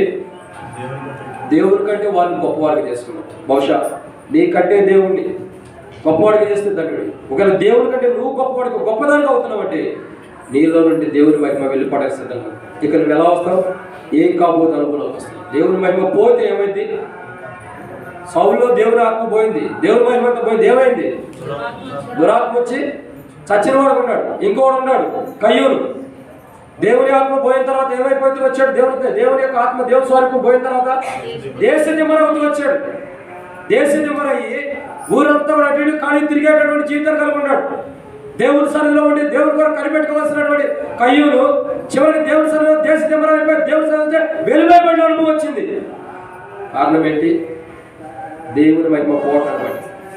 నువ్వు దేశ దిమ్మరగా మార్పులు నీలో ఉన్న మహిమ పోతుందో ఉంటుందో ఒకసారి పరీక్షించుకో.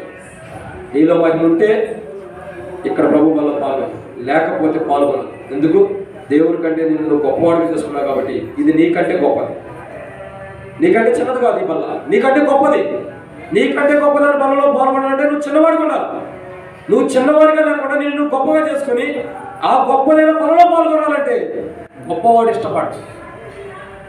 మీలో ఉన్నవాడు లోకంలో ఉన్నవాడి కంటే ఆ గొప్పవాడు ఇష్టపడు. నిన్ను నువ్వు గొప్పగా చేసుకున్నావు కాబట్టి నీలో ఉన్న గొప్పవాడు నువ్వు త్రోసివేసే కాబట్టి ఇక్కడ ఉన్న గొప్పవాడు ఇష్టపడి నువ్వు పనులు పాల్గొంటారంటే ఒకవేళ కాదని పాల్గొంటే మాకు తెలియదు కాబట్టి మేము రొట్టేస్తాం. ఇంటికి వెళ్ళిన తర్వాత నీకు ఉంటుంది. ఇంటికి వెళ్ళిన తర్వాత అప్పుడు ఉంటుంది. నేను మొన్న ఒక మాట చెప్పాను, ఈ ఆదివారం ఏ వాక్యం పెట్టామో వారం అంతా ఖచ్చితంగా ఏదో చోట జరిగిందని చెప్పాను. నా లైఫ్లో జరిగింది ఒకసారి, ఈ వారంలో జరిగింది ఒక సంఘటన, పెద్ద సంఘటన. మీకు చెప్పవసరం లేదు, మీకు సంబంధించిన కూడా కాదు అనుకోవడం. చిన్న సంభాషణ ఏదో ఇద్దరు సేవకుల మధ్య చెప్పే అంతటిది కూడా.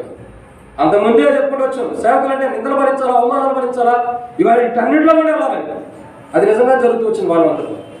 ఏదో ఒక కోణం ఖచ్చితంగా వారంలో మనకు జరుగుతుంది. ఈ వారం ఈ వర్తమానం వచ్చిందంటే వచ్చే వారంలో మనకు దానికి ఆపోజిట్ జరిగింది. తట్టుకోవాలి మనం దాన్ని, అప్పుడే ధైర్యం. కానీ బైబిల్ ఏమంటుందంటే, నీలో ఉన్న గొప్పవాడిగా నీలో ఉన్న ప్రభుని గొప్పవాడిగా చేసుకుంటావు, నిన్ను నువ్వు గొప్పదానిగా చేసుకుంటావు. నిన్ను నువ్వు గొప్పదానిగా చేసుకుంటేనేమో ఈ బలంలో పాల్గొనద్దు. ప్రభువుని గొప్పవాడిగా చేస్తే ఈ బలంలో నువ్వు పాల్గొనదు. దేవుని వైపు వెళ్ళిపోవడానికి గల 5వ కారణం ఏంటంటే, తమకు తాము గొప్పవారిగా చేసుకుంటారు మనిషి. 6వదిగా దేవుని వైపు వెళ్ళిపోవడానికి గల కారణం ఏంటి చూద్దానండి. మొదటి సమయంలో 3:13. మొదటి సమయంలో 3:13. తన కుమారులు తమ తాము శాపగ్రస్తులుగా చేసుకుంటున్నారు. తాను ఎరిగియు వారిని అడ్డగించలేదు కనుక అతని ఇంటికి నిత్యమైన శిక్ష విధించునని చాలా. కాబట్టి ఇక్కడ 6వదిగా చూసినట్లయితే దేవుని మహిమ పోవడానికి గల 6వ కారణం ఏంటంటే, తాము దేవుణ్ణి ఎరిగి, అంటే ఏలి ఆల్రెడీ దేవుణ్ణి ఎరిగి కూడా బిడ్డలు తప్పు చేస్తుంటే ఆపలేకపోయాడు. ఏం చేస్తూ వచ్చాడు? బిడ్డలు తప్పు చేస్తుంటే ఆపలేకపోతున్నాడంట. తాను ఎరిగి చదవండి అక్క మళ్ళీ. తన కుమారులు తమను తాము చాలు. అంటే పిల్లలు ఆల్రెడీ శాపగ్రస్తులు అవుతున్నారని తెలిసి, వాడు తప్పు చేస్తున్నారు, వాడు పొరపాటు చేస్తున్నారు, వాడు శాపగ్రస్తులు అవుతున్నారని తెలిసి కూడా, పిల్లలు తప్పు మార్గంలో ఉన్నారని తెలిసి కూడా సరైన విధానంలో గద్దింపు లేని జీవితం ఏలి యొక్క జీవితం. పిల్లలు కత్తించలేకపోతున్నాడు. చాలా మంది తల్లిదండ్రులు ఏంటో తెలుసా, సేవకుడు కత్తిస్తే మందిరం రాకుండా కూడా అయిపోతారు. ఎందుకు మందిరం రావట్లేదంటే, ఏమన్నా అంతమంది ఉంటారు, మా పిల్లడు ఎక్కడ నీకు దొరికాడా, మేము రావు మందిరాన్ని. నువ్వు రాకపోతే ఎవరికి నష్టం అక్క? నీకు నష్టం, మాకేమో. చెప్పింది దేనికి సరి చేసుకోవడానికి. ఏదైనా చిన్నపిల్లలు ఒక మాట అంటే లేదా ఒక మాట సరి చేసుకుంటారంటే చాలు. ఎందుకు అలా చేసావు, ఎందుకు ఇలా తిట్టావన్నా, సగం ఎలా తినొచ్చా, మా అబ్బాయి పరుగు పోయింది. ఇప్పుడు పరుగు పోయింది, రేపు పొద్దున ప్రాణం పోయింది. దానికి ఇష్టపడతావా, దీనికి ఇష్టపడతావా? ప్రాణం పోయిన దానికి ఇష్టపడతావా, పరుగు పోయిన దానికి ఇష్టపడతావా? చాలా మంది జీవితాలు ఏంటంటే పరుగు పోయిన దానికి ఇష్టపడతారు, కానీ ప్రాణం పోవడానికి అయితేనేమో పొద్దుపోయిన అనుకుంటారు, పరుగు పోతే బాధపడుతున్నారు. ఏలి ఏం చేస్తాడు, తన కుమారుడు సరైన కట్టించలేకపోతున్నారు. ఇశ్రాయేలు అందరూ పెద్దలందరూ వచ్చి చెప్పారు ఏలితో, అయ్యా ఏలి నీ కుమారుడు తప్పు చేస్తున్నారు, నీ కుమారుడు పాపం చేస్తున్నారు, దేవుని మందిరానికి వచ్చిన స్త్రీలతో వ్యభిచారం చేస్తున్నారు, దేవుని సన్నిధి తీసుకొచ్చిన నైవేద్యాన్ని వారే మొదలు తినేస్తున్నారు, దేవునికి వెళ్ళవలసిన వెళ్ళకుండా వారే పొందుతున్నారు, తమను తాము హెచ్చించుకుంటున్నారు, తమను తాము గొప్పవారిగా చేసుకుంటున్నారు. ఒకసారి నీ కొడుకులకి బుద్ధి చెప్పని చెప్తే ఏం చేస్తున్నాడు, వాళ్ళు ఆల్రెడీ తప్పు చేస్తున్నారు, శాపగ్రస్తులని ఎరిగాడు కాబట్టి ఏం చేస్తున్నాడు, మౌనంగా ఉంటాడు.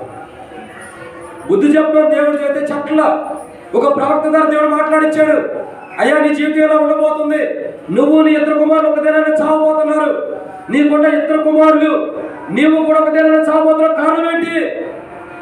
దేవుని వైపు వెళ్ళిపోవడానికి మీరు కారణంగా ఉంటారు.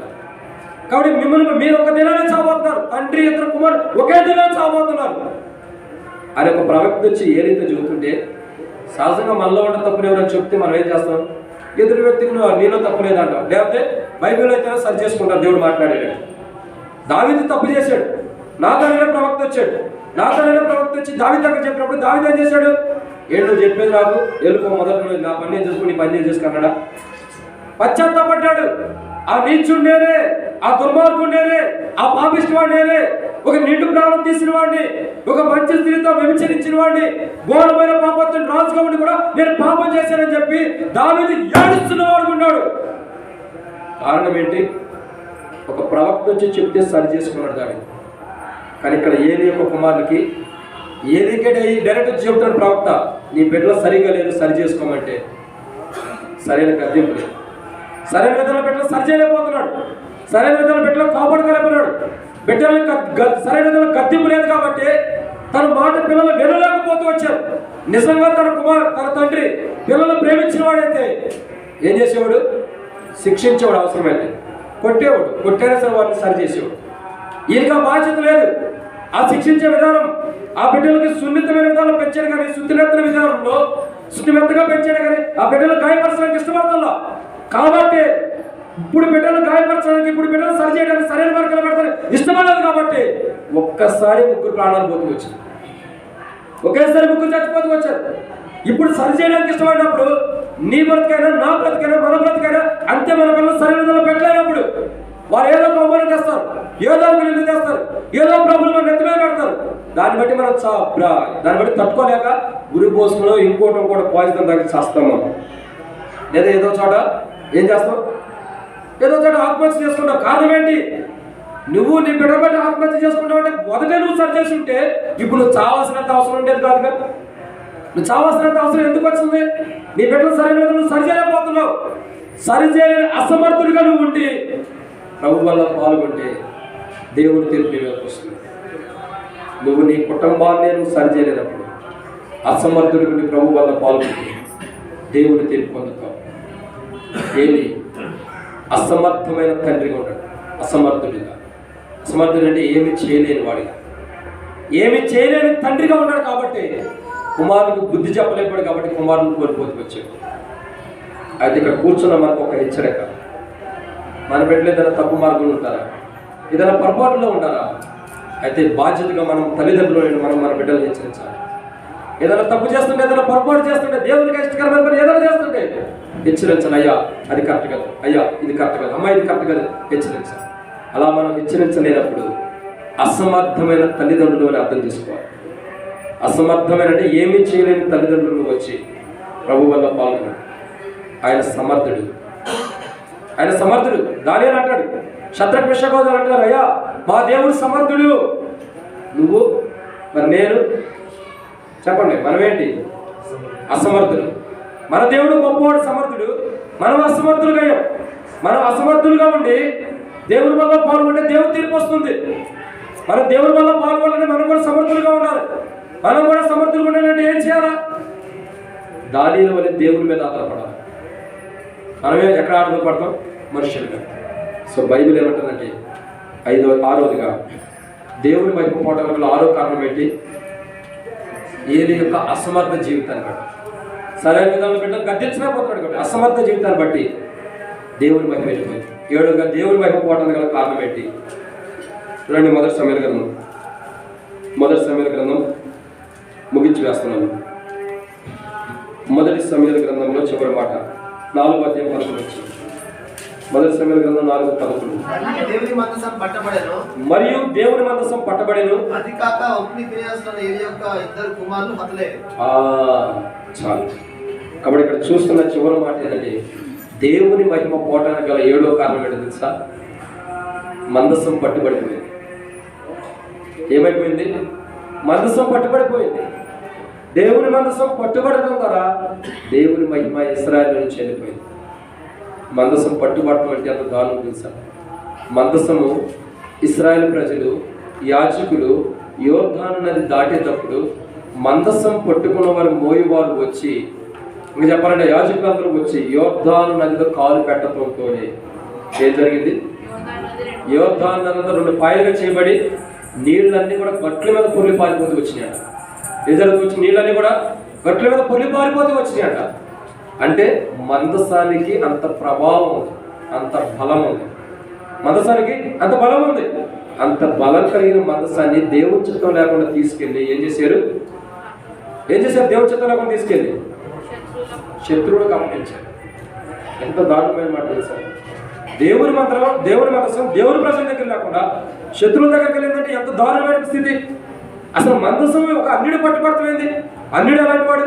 ఒక తాగుబోతూ, తిరిగిపోతూ, ఒక వ్యభిచారం వచ్చి అట్లాంటి వాడు దేవుని మందసం అట్లాంటి వాడు చేతులకు వెళ్ళిపోతుంటే అలాంటి స్థితిలో మనుషులు ఉన్నారు. దేవుని సన్నిధి మనుషులు పట్టుబడిపోయింది.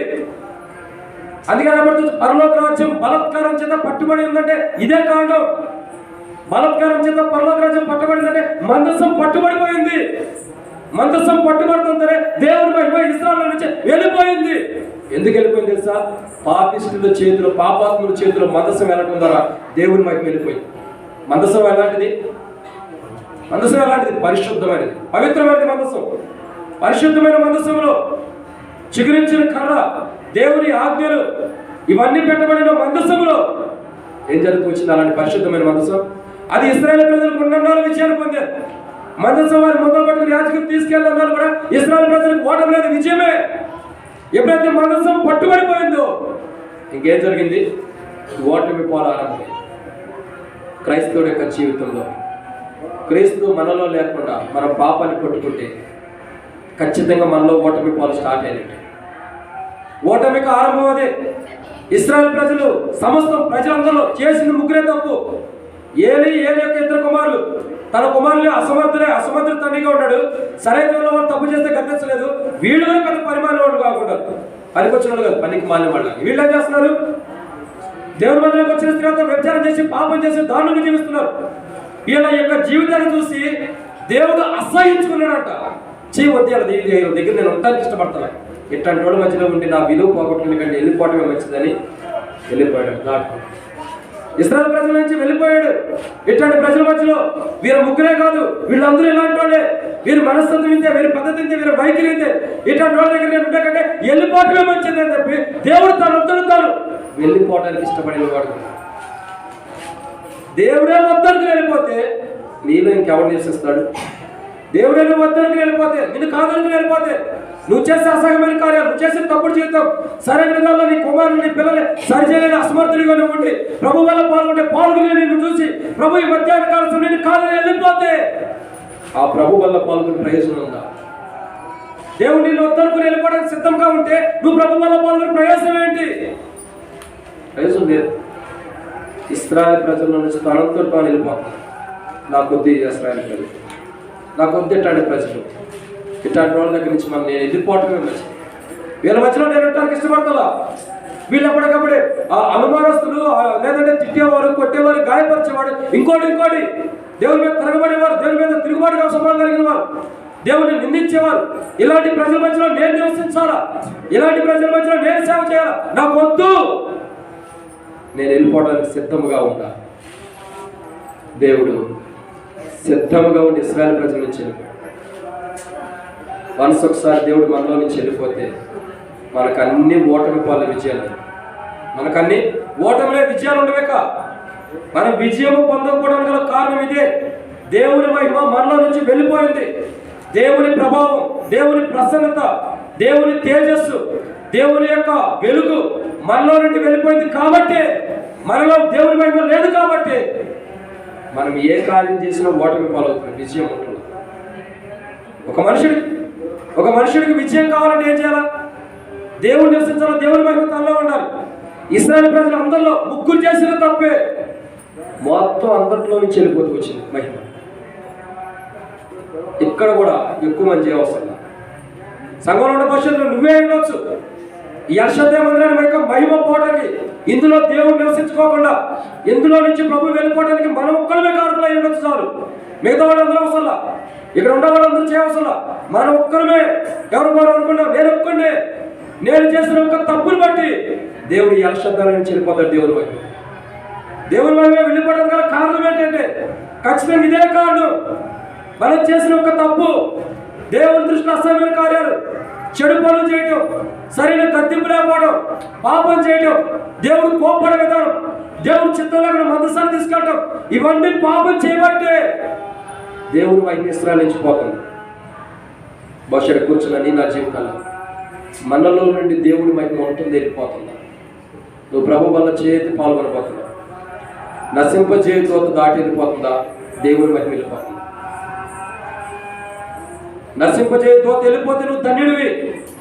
దేవుని మహిమ నీలో నుంచి వెళ్ళిపోతే నువ్వు బ్రతికున్న శవం లాంటి వాడివే. నువ్వు మామూలుగా బ్రతికున్నావు అంతే. తింటున్నావు, తిరుగుతున్నావు, బాత్రూమ్కి వెళ్తున్నావు, అధ్యాత్మం అంతే. అవి వాళ్ళ దేహాలేచరంలో జరుగుతున్నంత వరకే. బ్రతికున్నావు మాత్రమే.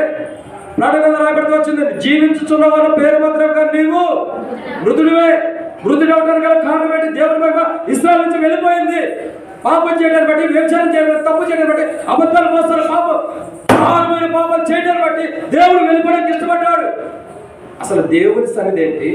దేవుని మందసం దేవుని మధ్యలో ఉండాల్సింది ఏంటి? తీసుకెళ్ళి బయట పెట్టబెట్టి దేవుని మందసం బయట పెట్టిన తర్వాత ఏం జరుగుతూ వచ్చింది? దేవుని మహిమ ఇశ్రాయేలు ప్రజల నుంచి వెళ్ళిపోవడానికి ఇష్టపడింది. బహుశా నీలో ఉన్న మందసాన్ని గుర్తెరగని స్థితిలో ఉంటే నీలో నుండి కూడా మందసం వెళ్ళిపోవడం, మందసం పాపుల చేతి పట్టబడిపోతుంది. అంటే అర్థమేంటి తెలుసా? ఇదే మాట నేను ముగించేస్తున్నాను. పాపుల చేతి పట్టబడతాం అంటే తెలుసా? మందసం పాపుల చేతి పట్టబడతామంటే సొలొమోను ఉన్నాడు. సొలొమోను ఎవరు? ఒక మందసం లాంటివాడు. సొలొమోను ఒక మందసం లాంటివాడు, ఒక పరిశుద్ధమైన వాడు సొలొమోను, సమాధానపరిచేవాడు సొలొమోను. అనేకులకి తన చుట్టూ శత్రువులు లేకుండా శత్రువులు కూడా ప్రేమించి మిత్రులుగా చేసుకున్నవాడు సొలొమోను ఏం చేస్తూ వచ్చాడు? దేవుని మందసం సొలొమోను. కానీ ఏమైపోతూ వచ్చింది? తనలో ఉన్న జీవితాన్ని, తనలో ఉన్న మందసాన్ని గుర్తెరగని అనుభవం ఉన్నాడు కాబట్టి పాపులంటే 1000 మంది భార్యలకు అప్పగించబడేవాడు.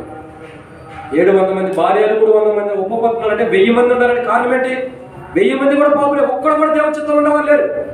సొలొమోను వివాహం చేసుకున్న వాళ్ళు ఒక్కడు కూడా దేవుని పెట్టలేరంట. కనీసం 1000 మంది కూడా అన్యులే, ఎవరు కూడా దేవుని పెట్టలేరు. 700 మంది రాణిలు, 300 మంది ఉపపత్నులు. ఇక ఎట్లా ఉండాలో భార్యలు చూసుకోండి, ఎంత అంగరంగ వైభవము. ఈ 1000 మందిలో బైబిల్ కలిగిన వారు, ప్రార్థన కలిగిన వారు, ఆరాధన కలిగిన వారు, దేవుని స్తుతించేవాడు ఒక్కడు కూడా లేరంట. 1000 మందిలో ఒక్కడు కూడా కొనలేరంట. కాబట్టి ఏమైంది? తనలో ఉన్న దేవుని మహిమ వెళ్ళిపోయింది. దేవుని మహిమ వెళ్ళేటప్పుడు ఒక మాట చేసేది సొలొమోను నుంచి దేవుని మహిమ వెళ్ళేటప్పుడు ఒక మాట చేస్తుంది. ఆ మహిమే మాట్లాడుతుంది. సొలొమోను నుంచి దేవుని మహిమ వెళ్ళిపోతే ఒక మాట మాట్లాడుతుంది. అయ్యా సొలొమోనా, ఇంకెక్కడ సొలొమోను, నువ్వు మహిమ పోయినా నేను ఇష్టపడతా, నాకు పిలవద్దు ప్రభు, వెళ్ళిపో. మాట్లాడుతూ వస్తున్నాడు దేవుడు. నేను వెళ్ళిపోతున్నా సొలొమోను నీలో నుంచి. సొలొమోను, నా కొరకు నువ్వు మందిరం కట్టించావు, మంచి శ్రేష్ఠకరంగా కట్టించావు, మంచిగా చేసావు. అయితే నీ అసహ్యమైన కార్యాలు, నీ చెడు కార్యాలు, నీ జీవితాన్ని బట్టి నేను ఉండడానికి ఇష్టపడలా. 1000 మందిని వివాహం చేసుకుని ఇంత దారుణమైన జీవితాన్ని జీవిస్తున్నావు, నేను ఉండడానికి ఇష్టపడుతున్నా. మరి 1000లో ఒక్కడైనా దేవుని చిత్తం అంటే ఒక్కడు కూడా లేడు చిత్తంలో ఉండేవాళ్ళు. అందుకే రాబడుతూ వచ్చింది ఆదికాండం 6వ అధ్యాయంలో 5వ అధ్యాయంలో దేవుని కుమారులు నరుల కుమార్తెలు వివాహం చేసుకున్నారు అంటే అర్థమేంటి? దేవుని బిడ్డలు భూ సంబంధ శరీరానుసారమైన వారిని వివాహం చేసుకున్నారు. అందుకే దేవుని మేము వెళ్ళిపోవడానికి ఇష్టపడింది. ఇక్కడ దేవుని వాక్యం చూసినట్టు సొలొమోను అన్నాడయ్యా, నేను దాటి వెళ్ళిపోతున్నా.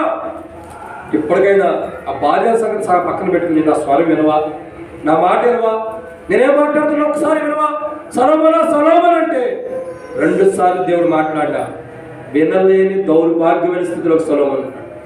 కాబట్టి ఏం జరుగుతూ వచ్చింది? సొలొమోనుకి మరణం వచ్చింది. తన ముగింపు భాగాల సరైన విధానం లేకుండా పోతూ వచ్చింది. దేవుని మహిమ సొలొమోను నుంచి వెళ్ళిపోయిన తర్వాత సొలొమోను చనిపోయిన వాడుకుంటున్నాడు, తన పితరుల ఎదురు పాత పెట్టబడిన వాడుకున్నాడు. కారణం ఏంటి? దేవుని మహిమ పోటని బట్టి. ఒకవేళ దేవుని మహిమ ఉంటే ఇంకెక్కువ రోజులు జీవించేవాడుకుంటాడు సొలొమోను. పోవడానికి కారణం ఏంటి? పాపం. జాగ్రత్త. సొలొమోనుతో మాట్లాడిన దేవుడే మనతో కూడా మాట్లాడుతున్నాడు. సొలొమోనుతో 2 సార్లు ప్రత్యక్షంగా మాట్లాడిన దేవుడే మనతో కూడా మాట్లాడుతున్నాడు. ఏలి యొక్క కుమారులు దారుణమైన జీవితాన్ని కలిగి దేవుని మహిమ పోవడానికి కారకులయ్యారు. అయితే నువ్వు కూడా దేవుని దృష్టిలో దేవుని మహిమ పోవడానికి కారకులుగా ఉన్నావు. అయితే దేవుడు నీలో నుండి తన మహిమ పోకోకుండా ఒక తరుణాన్ని నీకు ఇవ్వాలని ఇష్టపడుతున్నాడు. యేసుక్రీస్తు ప్రభువుని బట్టి, యేసుని బట్టి, ఆయన కార్చిన రక్తాన్ని బట్టి, ఆయన చిందించిన రక్తాన్ని బట్టి, ఆయన దేహాన్ని బట్టి ఒక తరుణాన్ని దేవుడు మనకి ఇవ్వడానికి ఈ మధ్యాహ్న కాలం మొత్తం మాట్లాడుతున్నాడు. సొలొమోను పిలిచిందే మన పేరు పెట్టి మొత్తం పిలుస్తున్నాడు. జీవితం మార్చుకుంటావా? ప్రవర్తన మార్చుకుంటావా? ఉద్దేశాలు మార్చుకుంటావా? నీ ఆలోచన మార్చుకుంటావా? నీ మాట మార్చుకుంటావా? లేదంటే దానికి సాగిలపడతావు. సొలొమోనుతో 2 సార్లు మాట్లాడిన దేవుడు ఉపయోగం లేదు. మనతో కూడా దేవుడు మాట్లాడుతున్నాడు. మనతో మాట్లాడినప్పుడు మనం సరి చేసుకోవడానికి ప్రభు మన దగ్గర సరైన విధానం లేకపోతే సొలొమోను ఎలా మరణించాడు అలాగే మనం కూడా మరణాన్ని పొందుతాం. ఏలి యొక్క కుమారులతో దేవుడు మాట్లాడడానికి ఇష్టపడ్డా, సొలొమోనుతో మాట్లాడడానికి ఇష్టపడ్డాడు. ఏలి యొక్క కుమారులు మాకు దేవుని దృష్టిలో ఘోరమైన పాపం చేశాడు కాబట్టి దేవుడు వారు చావును కోరుకున్నాడు. అయితే సొలొమోను చావాలని దేవుడు ఇష్టపడ్డా. సొలొమోనుతో మాట్లాడి సొలొమోను దర్శించి తను మారవాలని దేవుడు ఇష్టపడ్డాడు. అయితే సొలొమోను ఏలి కుమారులకు లేని ఆధిక్యతను దేవుడు సొలొమోనుకి ఇస్తే సొలొమోను ఏం చేస్తూ వచ్చాడు? సరి చేసుకోవడానికి ఇష్టపడలేక ఏమైపోతూ వచ్చాడు? నష్టాన్ని తెచ్చుకున్నాడు. వద్దు, సొలొమోను లాగా నువ్వు కూడా నష్టం తెచ్చుకోవద్దు. దేవుడు నీకు తరుణం ఇస్తున్నాడు. దేవుడు నీతో మాట్లాడుతున్నాడు. దాటిపోవడంలో దేవుడి దగ్గర నుంచి నశింపజేసి దూతం తీసేస్తున్నాడు. కానీ ఆయన దాటిపోవడానికి ఇష్టపడుతున్నా. ఆయన మహిమను నీతోనే ఉంచడానికి ఇష్టపడ్డాడు. అయితే నీతో ఒక మాట అనుకోతున్నాడు. నీ జీవితంలో ఏ బలహీనత ఉందో అది సరి చేసుకో. నేను నిన్ను దాటాను. నువ్వు సరి చేసుకోకపోతే నిన్ను దాటి నేను వెళ్ళిపోతాను. సలోమోనుతో మాట్లాడినట్టు ఒక తరుణం సలోమోనుకి 2 సార్లు ఇచ్చాడు, నీకు ఒక తరుణం ఇస్తున్నా, నువ్వు కూడా మాత్రమే సరి చేసుకుంటే మీలో ఉన్న గొప్పవాడు ఇక్కడ రొట్టె ఈ ద్రాక్షరసం ప్రభు దేవుడు గొప్పదని ఎంచితే ప్రభు వల్ల పాలు నువ్వు గొప్పవాడికి చేసుకుని నువ్వు గొప్పవాడికి చేసుకుని దేవుడు పిలుస్తున్న పిలుపుకు వినలేని స్థితిలో నువ్వు ఉంటే నష్టపోతావు. నువ్వెంత గొప్పవాడైనా అవ్వచ్చు, గవర్నమెంట్ జాబ్, ప్రైవేట్ జాబ్, ఇంకేదో జాబ్ నువ్వు కలిగి ఉండొచ్చు, నువ్వెంత గొప్పవాడైనా దేవుని దృష్టిలో ఒకటి దేవుడు ప్రతి ఒక్కరితో మాట్లాడుతున్నాడు. నీలో ఉన్న మహిమ పోవాలంటే నువ్వు సరి చేసుకో, నీలో మహిమ నిలిచి ఉండాలంటే సొలొమోనుతో మాట్లాడి దేవుడు మాతో మాట్లాడతాడు. సరి చేసుకుంటాం, సరే మన జీవితాలు మనం సరి చేసుకుంటాం. అటు ఇటు దిక్కులు చూడదు, ఎవరి కోసం ఎదురు చూడదు, ఎవరేం చేయరు, ఎవరు మనకేం చేయరు, ఎవరు మనకేం పెట్టరు. ఒకటే మాట బైబిల్ ఏమంటుందంటే సరి చేసుకోవడం ప్రాముఖ్యమైన. సొలొమోనుకు తరుణం ఇచ్చాడు దేవుడు 2 సార్లు, అయినా సరి చేసుకోవాలా. నీకు నాకు ఒక తరుణం ఇస్తున్నాడు. ఎవరైనా సరే యేసయ్యా ఒక తీర్మానంలోకి వద్దాం. ప్రభువా సొలొమోనుకి ఇచ్చిన దేవుడు నాకు ఇస్తున్నావు. సొలొమోను సరి చేసుకోవడానికి తరుణం ఇచ్చావు, కానీ సొలొమోను మార్చుకోవడానికి ఇష్టపడాల. సొలొమోను తను సరి చేసుకోవడానికి ఇష్టపడిన జీవితం సొలొమోనులో ఉంది. జీవితం మార్పు తెచ్చుకోలేకపోతున్నాడు, సరైన జీవితం లేదు. నేను ఇప్పుడు ఏ లేకో కుమారుల వలె ఉండాలి.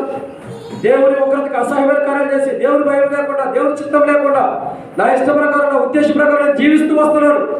ప్రమాదాలను క్షమించు, నాతో మాట్లాడుతున్నావు. నాలో నుండి నువ్వు వెళ్ళిపోక మునిపే, ఇశ్రాయేలు ప్రజలు దేవుని మహిమ వెళ్ళిపోతున్నావు, నాలో నుండి నువ్వు వెళ్ళిపోక మునిపే, నాలో ఉన్న నీ మహిమను తీసివేయక మునిపే నువ్వు నన్ను సరి చేయడానికి ఒక తరుణం అనుగ్రహిస్తున్నావు. ప్రభా నన్ను మార్చుకోమంటున్నావు, నన్ను సరి చేసుకోమంటున్నావు. నాలో నుండి నువ్వు వెళ్ళిపోకుండా ఉండడం వరకు నన్ను హెచ్చరిస్తున్నావు. ప్రభా నేను అబద్ధాన్ని, నేను తప్పు చేశాను, మోసకరమైన జీవితం ఉంది, పాప జీవితం ఉంది, దయచేసి నన్ను క్షమించు. నీ మహిమలో నన్ను దాటి వెళ్ళిపోవద్దు. నన్ను దాటి నువ్వు వెళ్ళిపోయాడు నా జీవితం చాలా దేశదిమ్మరైపోతా, ఎంతో దారుణమైన స్థితిలో కదా ప్రభా. నన్ను దాటి నువ్వు వెళ్ళొద్దు. నీ మహిమ నీ సన్నిధి నన్ను దాటి పంపించదు ప్రభా. నువ్వు నాలో నివసించు, నన్ను దాటి వెళ్ళిపోవద్దు. సొలొమోనుతో మాట్లాడితే నాతో కూడా మాట్లాడుతున్నావు కదా, నన్ను సరిచేయ ప్రభా. ఎవరంటే మీ కుడి హస్తం మీ తలగైన పైకి తెచ్చు, మీకోసం ప్రార్థన చేస్తాను. ఇదిగో దేవుని గారు సరిచేయబడాలి. నా జీవితం మార్పు అవసరం. నాలో దేవుని మహిమ వెళ్ళిపోవద్దు, నాలోనే ఉండాలి. నాలో దేవుని మహిమ పోవడానికి నాలో ఎన్నో కారణాలు ఉండాలి. నీలో కనబడితే నీ కుడి హస్తం నీ తలగైన పైకి తెచ్చు, నీకోసం ప్రార్థన చేస్తాను. సహోదరుడు యేసుప్రభు, సహోదరుడు యేసుప్రభు, సహోదరుడు యేసుప్రభు నిన్ను కూడా, సహోదరు యేసుప్రభు, సహోదరు యేసుప్రభు నిన్ను కూడా, ఇంకా ఎవరైనా సహోదరు యేసుప్రభు నిన్ను కూడా, సహోదరు యేసుప్రభు నిన్ను కూడా క్షమించి, నీలో సహోదరు యేసుప్రభు నిన్ను కూడా క్షమించి, సహోదరు యేసుప్రభు నిన్ను కూడా క్షమించి, సహోదరు యేసుప్రభు నిన్ను కూడా క్షమించి, నీలో తన మహిమను కాక సహోదరు యేసుప్రభు నిన్ను కూడా క్షమించి, నశింపజే తోటను దాటించేసి నీలో తన మహిమను కాక. ఇంకెవరైనా ఉన్నారా? సహోదరు యేసుప్రభు నిన్ను కూడా, నీలో కూడా తన మహిమను కాక. ఇంకెవరైనా? ఇదిగో నన్ను దాటి వెళ్ళిపోవద్దు. సహోదరుల యేసుప్రభు మిమ్మల్ని క్షమించి మీలో తన మహిమను కాక. నా మహిమ దాటి వెళ్ళిపోతున్నాడు ప్రభు అన్నాడు. నేను మిమ్మల్ని దాటక మునిపే, నేను మిమ్మల్ని వద్దనుకోక మునిపే సరి చేసుకున్నాను ప్రభు అంటున్నాడు. మనలో పాల్గొనక మునిపి ఒక్కసారి సరి చేసుకుంటే ధన్యురాలివి. అశ్రద్ధ కలిగి ఉండొద్దు, అవిధేయత కలిగి ఉండొద్దు, చేయడానికి సిగ్గుపడద్దు. నువ్వు ఎలాంటి వారైనా సరే ధైర్యంగా చేతుని కోసం ప్రార్థన చేస్తా. ఇంకా ఎవరైనా ఉన్నారు? ఇంకా ఎవరైనా? సహోదరు యేసుప్రభు, సహోదరు యేసుప్రభు నేను కూడా క్షమించు. ఇంకా ఎవరైనా ఉన్నారు? సహోదరు యేసుప్రభు నేను కూడా క్షమించగా, సహోదరు యేసుప్రభు నేను కూడా. ఇంకా ఎవరైనా ఉన్నా? ఇదిగో నన్ను దాటి దేవుని మహిమ వెళ్ళొద్దు, నాతోనే దేవుని మహిమ ఉండాలి. నాలో ఉన్న పాపాన్ని ప్రభు తీసివేయాలని ఇష్టపడితే నీ కుడి హస్తం పైకి ఎత్తించి. ఇంకా ఎవరైనా ఉన్నారా? ఇంకా ఎవరైనా? సహోదరు యేసుప్రభు నేను కూడా క్షమించి నీలో ఉన్న తన మహిమ పోకుండా కాపాడు కాక. ఇంకా ఎవరైనా? సొలొమోను వలె దేవుడు నీకు కూడా తరుణమిస్తున్నాడు. అయితే సొలొమోను సరి చేసుకోవడానికి ఇష్టం వల్ల నీకు సరి చేసుకోవడానికి తరుణమిస్తున్నాడు. ఇంకా ఎవరైనా ఉన్నారు? ఇంకా ఎవరైనా? ప్రార్థన. ప్రేమగల తండ్రి, తీర్మానం చేసుకున్న బిడ్డలు తీర్మానం స్థిరపరచమని, తప్పిపోకుండా సరి చేసుకుని చేతులు ప్రతి బిడ్డలు కూడా దీవించి ఆశీర్వదించమని. వారు ఎక్కడైతే తప్పిపోయారు నీ మహిమ వారిలో వెళ్ళిపోవడానికి ఎవరు సిద్ధంగా ఉందో ఆ మహిమను వారిలో నుంచి వారిలో ఉన్న పొరపాటు మనకి తీసివేయాలి. యేసు ప్రభువును ప్రార్థిస్తున్నాం తండ్రి. ఆమేన్.